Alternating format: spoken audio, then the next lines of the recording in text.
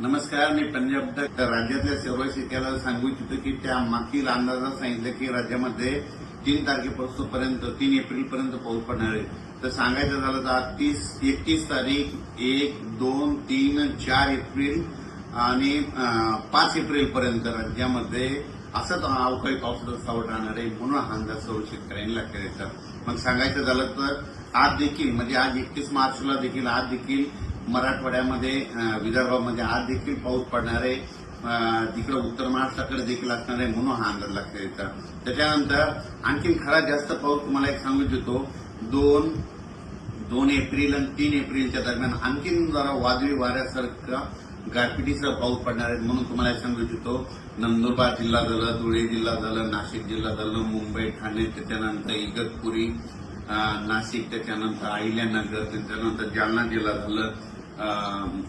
जालना जिल्हा झालं, संभाजीनगर झालं, जळगाव जिल्हा झालं, धुळे, नंदुरबार, जळगाव, बुलढाणा जिल्हा, अकोला जिल्हा, अमरावती, वर्धा, नागपूर, भंडारा, गोंदिया, चंद्रपूर, यवतमाळ, वाशिम, हिंगोली, नांदेड, परभणी, लातूर, लातूर, बीड, धाराशिव, त्याच्यानंतर जालना, त्याच्यानंतर अकोला, अमरावती ह्या पट्ट्यात आणि त्याच्यानंतर इकडं साताऱ्यापासून म्हणजे कोल्हापूर, सातारा तसेच पुणे ते तसा पट्टा संगमनेर, अहिल्यानगर, जळगावपर्यंत चांगल्या स्वरूपाचा पाऊस पडणार आहे. काही ठिकाणी खूप गारपीट पाहायला भेटणार आहे.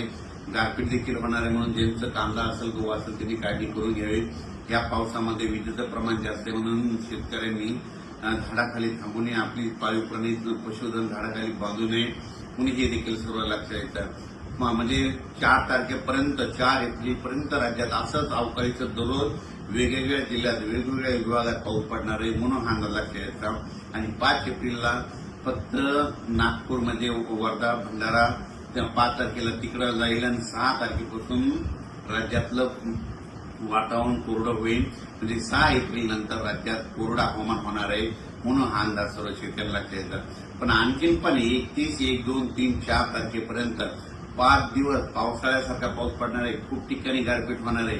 काही जणांना म्हणजे आतापर्यंत गारपीट ज्या भागात झाल्या तिथं देखील गारपीट पाहायला भेटणार आहे. म्हणून हे अंदाज सर्व शेतकऱ्यांना लक्षात येतात.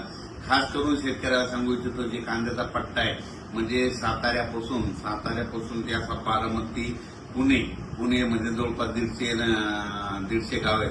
तर पुणे असा कोकणपट्टी, त्याच्यानंतर अहिल्यानगर, बीड जिल्हा, संभाजीनगर, इकडे नाशिक, जळगाव ह्या पट्ट्यामध्ये जरा जास्त गारपीट होणार आहे.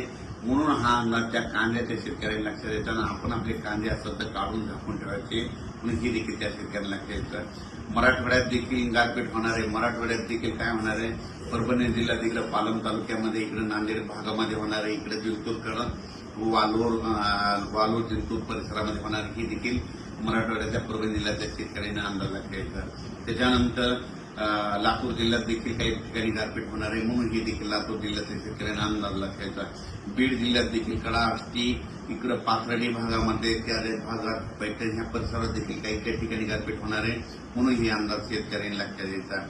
म्हणजे सांगायचं झालं तर अकोला जिल्हा, बुलढाणा जिल्हा, तर बुलढाणा जिल्ह्यात घाटाच्या खाली म्हणजे शिंदखेड राजापासून ते बुलढाणा, चिखली त्या परिसरांना घाटाच्या खाली खूप प्रमाणात मोठ्या प्रमाणात गारपीट होणार आहे. म्हणून शेतकऱ्यांना आपली जनावरे, पाळीव प्राणी, पशुधन व्यवस्थित ठिकाणी ह्या 4 एप्रिलपर्यंत बांधून ठेवून स्वतःचं संरक्षण करायचं.